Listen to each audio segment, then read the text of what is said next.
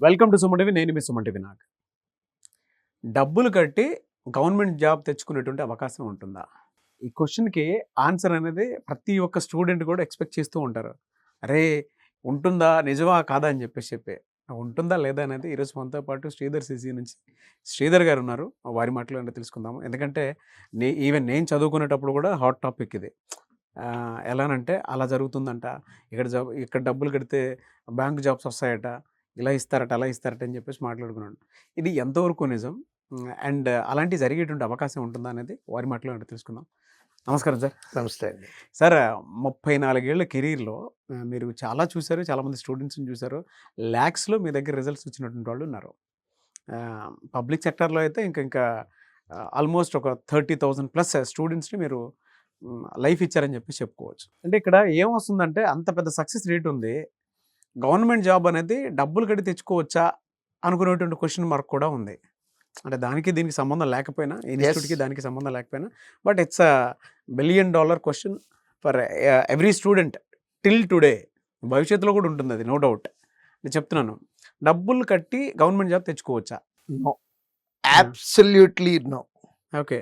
ఇది మేము చదువుకునే రోజుల్లో ఉంటుంది అని అనేవాళ్ళు. ఆ రోజు ఎంతవరకు ఉంది అనేది కూడా నాకు తెలియదు.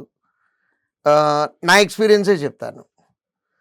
నేను LIC డెవలప్మెంట్ ఆఫీసర్ ఎగ్జామ్ రాసి రిటర్న్ ఎగ్జామ్ క్వాలిఫై అయ్యి ఇంటర్వ్యూకి వెళ్ళాలి. నేను మా నాన్నగారిని అడిగి 50,000 రూపాయలు తీసుకున్నాను. నేను ఆ 50,000 తీసుకునేవాడు ఎవడన్నా దొరుకుతాడేమో, తీసుకొని నాకు ఉద్యోగం గన్ షాట్ ఇప్పిస్తారేమోనని చెప్పి ఆల్మోస్ట్ ఒక 15 రోజులు తిరిగానండి.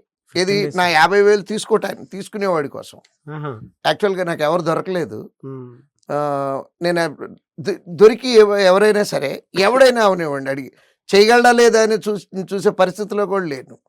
నాకు డెస్పరేట్గా ఉద్యోగం కావాలి. ఆ రోజు నాకున్న పరిస్థితి 22 ఏళ్ళే నాకు. అయినా కానీ నాకు ఉద్యోగం తెచ్చుకోవాల్సిన అవసరం ఉంది నాకు ఆ రోజున. అది ఈ తీసుకునేవాడు రోడ్డు పక్కన కూర్చొని అడుగు తినేవాడు అడిగినా కూడా ఇచ్చేసేవాడిని అండి నమ్మి.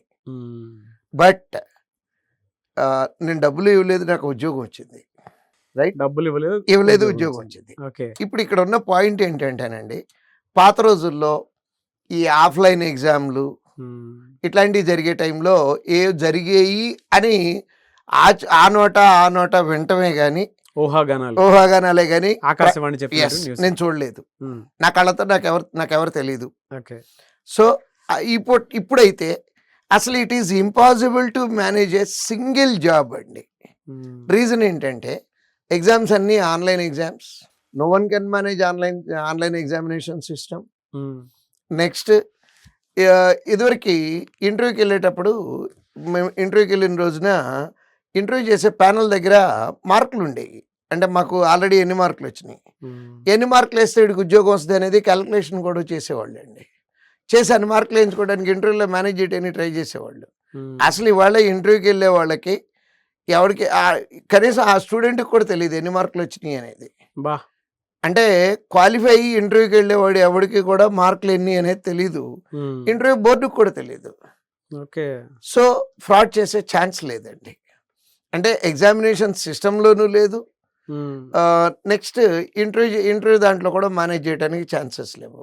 కాకపోతే ఎక్కువ మంది అనేది ఏంటంటే వీటన్నిటికీ అవకాశం లేదులే, బాగానే కరెక్టేనండి, DCCB ఎగ్జామ్ లాంటివి, అంటే డిస్ట్రిక్ట్ కోఆపరేటివ్ బ్యాంకులు ఉన్నాయి కదా, అవన్నీ అయితే అచ్చంగా అమ్ముకుంటారంట కదండి అని అడుగుతారు నన్ను. ఇప్పటికీ అడుగుతారు, పేరెంట్స్ కూడా వస్తారు నా దగ్గరికి, సార్ ఏదో ఒకటి చెయ్యండి, ఎంత కావాలో చెప్పండి అని.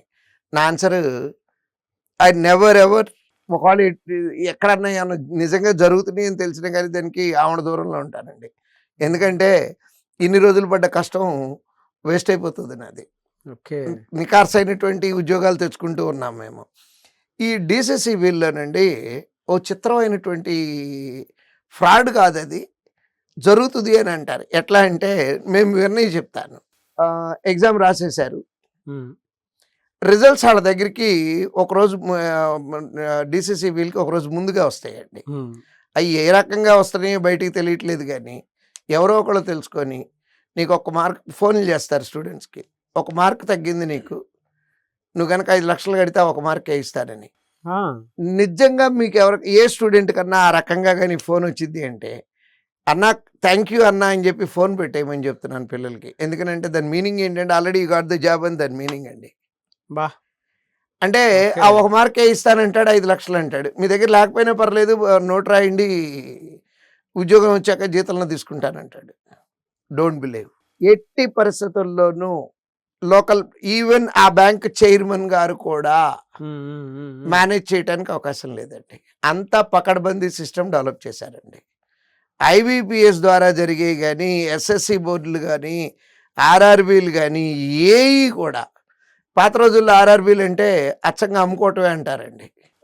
అంటే స్కాముల బోర్డు అని బయటపడి కూడా ఉన్నాయి, ప్రూవ్ అయినవి కూడా ఉన్నాయి, ఉద్యోగాలు పోయినవి ఉన్నాయి. కానీ ఇప్పుడు ఉన్నటువంటి సిస్టంలో ఇది అన్బ్రేకబుల్ సిస్టమ్ అండి.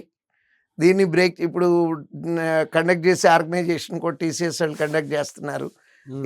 Almost majority of the public sector jobs exams అన్నీ కూడా. సో ట్రస్ట్ వర్ది ఆర్గనైజేషన్లు అండి ఇవన్నీ కూడా. అంటే నిజాయితీ అంటే వాళ్ళ పేరు చెప్పాల్సినటువంటి ఆర్గనైజేషన్లు. వాళ్ళు కండక్ట్ చేయటం వలన ఏం జరిగినా కానీ ఉద్యోగం అనేది అమ్మకానికి రాదు, ఏ దేంట్లో అయినా సరే. నా 34 ఏళ్ల అనుభవంతో చెప్తున్నాను, నమ్మొద్దు. ఇక్కడ ఎలా ఉంటుంది సార్ ప్రాసెస్? అంటే ఒక్కొక్క స్టూడెంట్కి 6 మంత్స్ నుంచి 1 ఇయర్ గ్యాప్లో జాబ్ క్రాక్ చేసే అంత కాన్ఫిడెన్స్ని, కంటెంట్ని, అట్ ద సేమ్ టైం ఆ ట్రైనింగ్ని, కోచింగ్ని మీరు ఇవ్వగలుగుతారా? అంటే ఎలా ఉంటుంది ఇక్కడ సిస్టమ్? అంటే మన దగ్గరకు వచ్చేటప్పుడు అండి, నాకు తెలుగుల పిల్లోడు అక్కర్లేదు, నాకు ఎక్స్ట్రాడినరీ బ్రిలియంట్లు అవసరం ఏం లేదు, క్లాస్లో 60 వాడైనా ప్రాబ్లం ఏం లేదు నాకు. అంటే 60 మంది పిల్లలు ఉన్న వాళ్ళల్లో వచ్చిన మార్కుల్లో 60 వాడైనా నాకు ప్రాబ్లం లేదు. బట్ కావాల్సింది ఒకటే అండి, commitment. Believe the teacher, believe the organisation, whatever the teacher says, whatever the organisation says, బ్లైండ్గా ఫాలో అయ్యి చేస్తే ఫస్ట్ అటెంప్ట్లో ఉద్యోగం కొట్టేయచ్చండి.